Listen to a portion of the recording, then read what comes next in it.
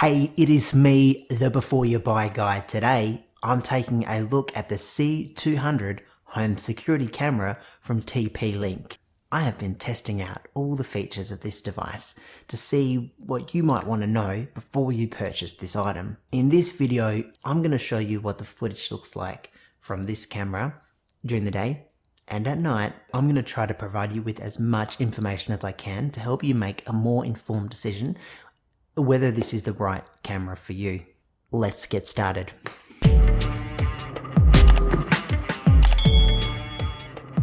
So Tapo's C200 security camera will include the following things in the box. 1 Tapo camera, 1 DC power adapter, 1 quick start guide, mounting screws, mounting template, and a camera base. Setup for this camera is fairly easy. First of all, take the camera out of the box, install the Tapo app on your mobile phone, and then follow the on-screen instructions in order to set up your camera. I found the setup was fairly quick and easy, and the Tapo app is really quite functional. It works well.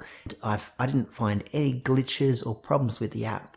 It's good that it has a lot of positive reviews on the Google Play Store.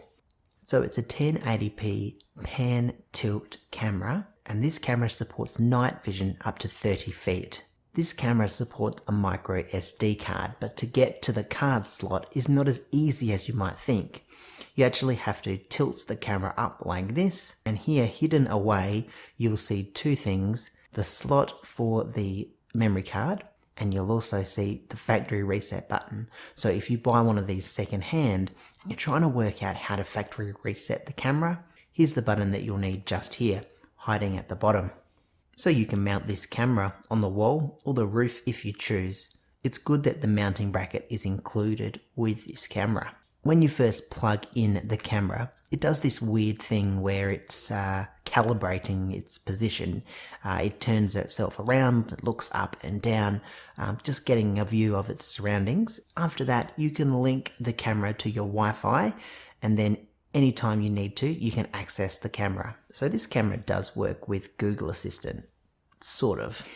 I had a bit of trouble connecting this to my Google Home app at the beginning, and before I could get it working, I had to update the camera's firmware in order to actually link it to my Google Home app. So if you want this to work with the Google Home, try updating the firmware because it worked for me. So with the Google Home integration, you can't actually go into the Google Home app and view this camera. Using the Google device, you can connect this camera to other Google screens in your home, like a TV with a Chromecast plugged in. So it does work, but really it's a bit of a gimmick 9 times out of 10 when you want to check the camera. You'll probably just do it on your phone anyway. There is no cloud storage with this camera, which means if you want to have a long-term storage and look at past footage, you'll need to insert a memory card. Up to 128 gig of storage is supported in the memory card slot. It is a bit of a disadvantage not having the option to use cloud storage if you want to. The benefit of that is you don't have to pay for cloud storage, so there's definitely pros and cons. My main concern with the fact that it doesn't have cloud storage and just an SD card is if a burglar comes into your house and steals your camera, what are you going to do? It's gone. You've got no footage and your house has been burgled. Your house can be broken into. They could take everything and it wouldn't matter. I guess if you had the camera mounted up somewhere high or put it in a secret spot, hopefully the burglar wouldn't notice and would just ignore it. So if a burglar comes along and switches off your mains power or cuts your power wires, this camera's not going to work either. Unlike some other smart cameras that do run on batteries or at least have a backup battery. The only way to power this camera is with the power cable that comes with the device. I think it would be awkward if you wanted to mount this on the roof or somewhere up high, especially if you don't have a mains power outlet near where you want to install the device. It really would be quite unsightly to have a cable dangling down from your roof. If I wanted to mount a security camera, I probably would pick a different camera. One feature of the camera that I did like was the motion detection. You can switch this on and off in the app, and you'll get a notification to your phone, regardless of where you are, that there's motion that's been detected where the camera's set up. This could be really convenient if there was an intruder in your house and you weren't home. If a burglar breaks into your house and you get a notification about a motion alert in your living room, straight away you can start recording on your phone. You can get some images of the burglar before they actually steal your camera, if you're lucky. You can also take still images in the app.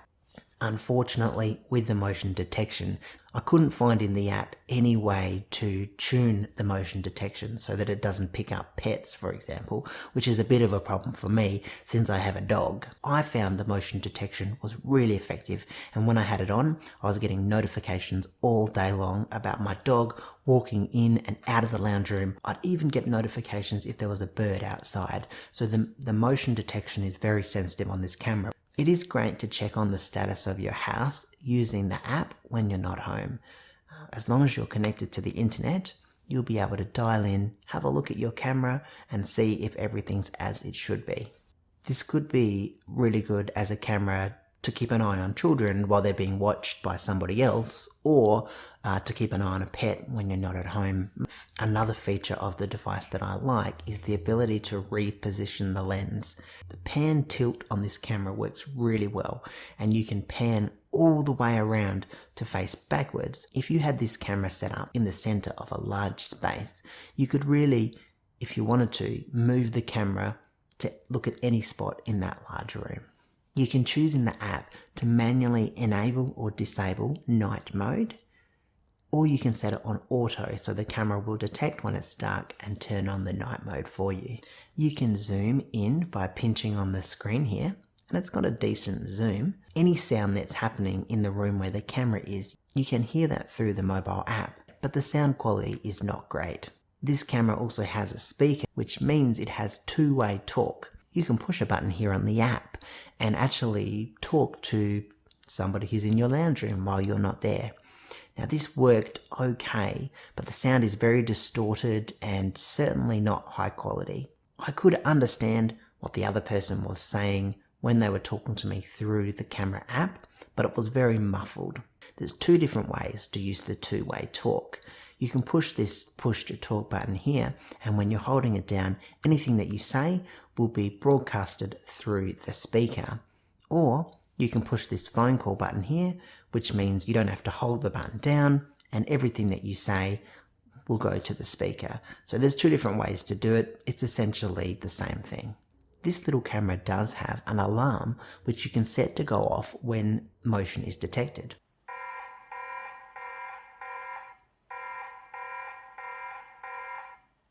I think the picture looks okay.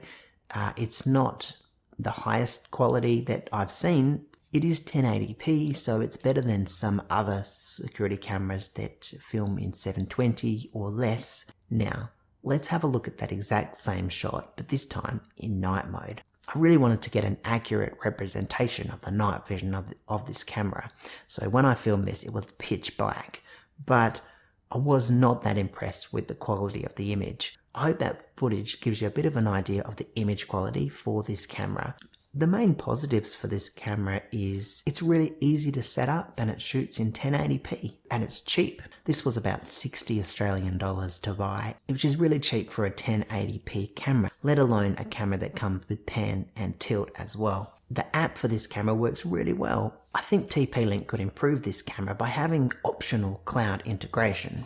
Also, maybe they could include a backup battery so that you could power the device even if there was a blackout or someone switches off your power. This camera could benefit from a longer cable so that you could plug it in and mount it in more places. Of course, I'd love to see a higher resolution than 1080p, but I think that would really be a stretch at this price point. All of these improvements that TP could make would increase the price of the camera. It's probably not that fair for me to hold a lot of these against them. If you want lots of cameras around your house, I'm not sure this is the best camera either because it does require a power cable to plug in.